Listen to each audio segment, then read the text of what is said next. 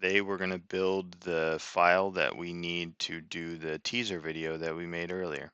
So the first thing we're going to do is we're going to go to project, we're going to go to new project. This is what's going to come up.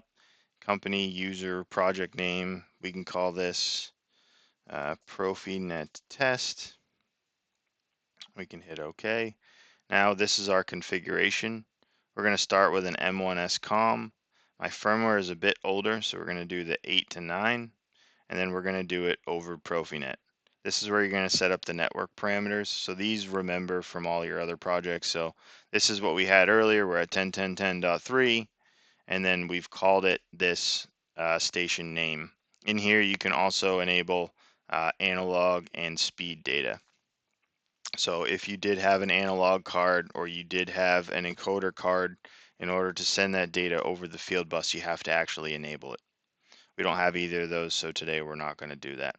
So we're going to hit OK, and then we're going to hit OK, and now we're ready to build. All right, now if you look in the bottom left, you'll see we have light curtains as well as RFID safety switches.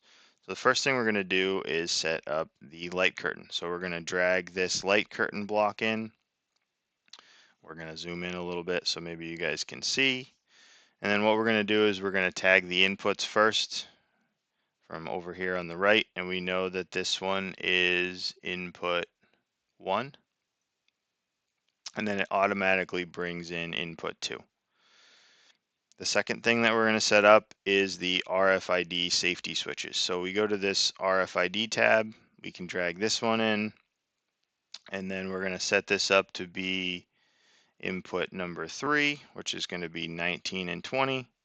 We'll drag these out so a little bit easier to see. And then the other thing that we have to do is, because we want to know which RFID sensor trips in the line and not just that a safety sensor has tripped, we can enable the line in bit.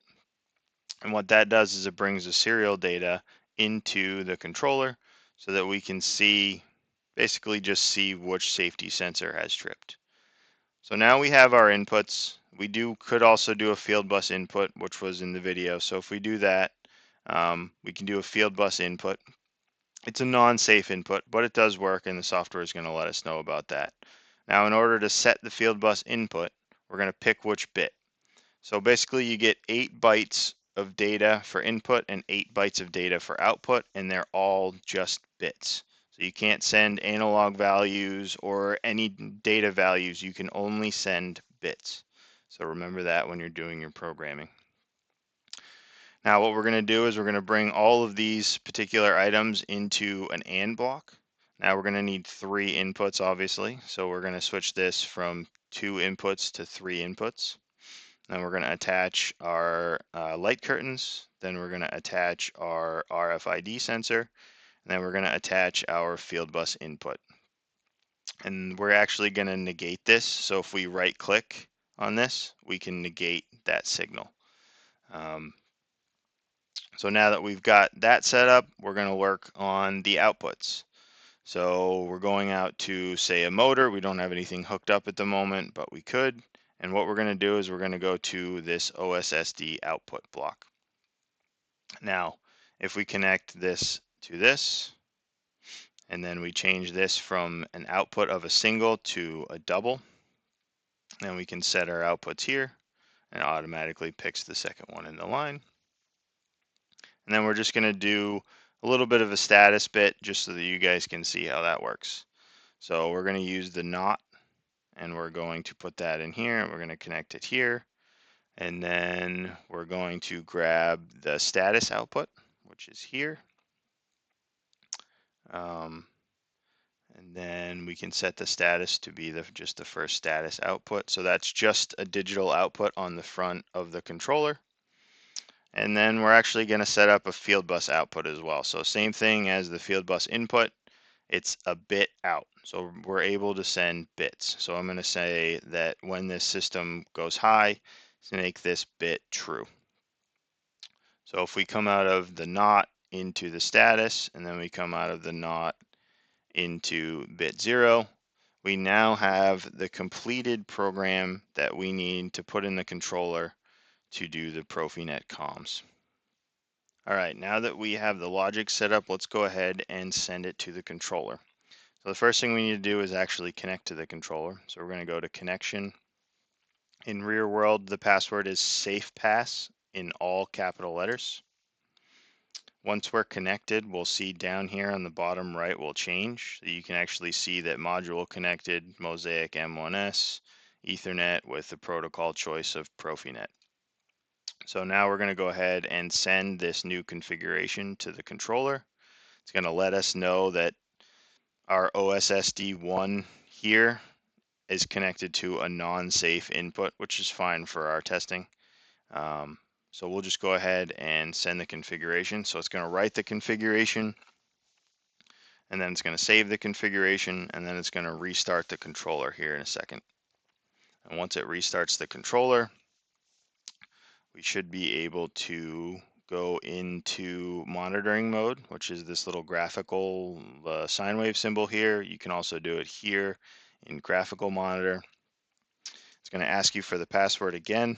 So again, it's SafePass, all capital letters. And now we're going to go live with the unit. And what we'll see is that I screwed up. So we need to actually change this RSafe from 2 to 3, which I believe is why it's giving me the error. So if I go in cascade to 3, we go communication, connection, we go SafePass. We're going to get reconnected to the unit, and then we're actually going to go ahead and send the configuration again. It's going to tell me to save my file. Then we're going to send the configuration.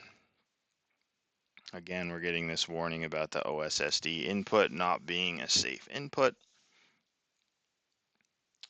And once this is done and rebooted, we'll go back online again and see if that fixed it. So now that it's programmed successfully, we'll go back online with the graphical monitor. We'll need the password again.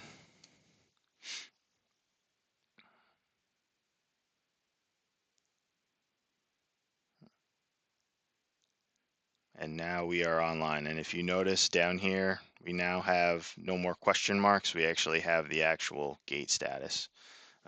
So if I go back over to my demo board and we put our hand through the light curtain, we'll see that the light curtain goes red.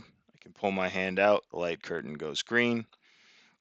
And if I move the RFID sensors away, we get the red line, and then it shows you which sensor in line is actually the one that's missing. It does take a second for the chain to update, but now you can see we have 2 tripped door switches, and on the rear screen we also have 2 tripped door switches. So just a quick overview of the Mosaic software and how to program it. We'll have some more videos later.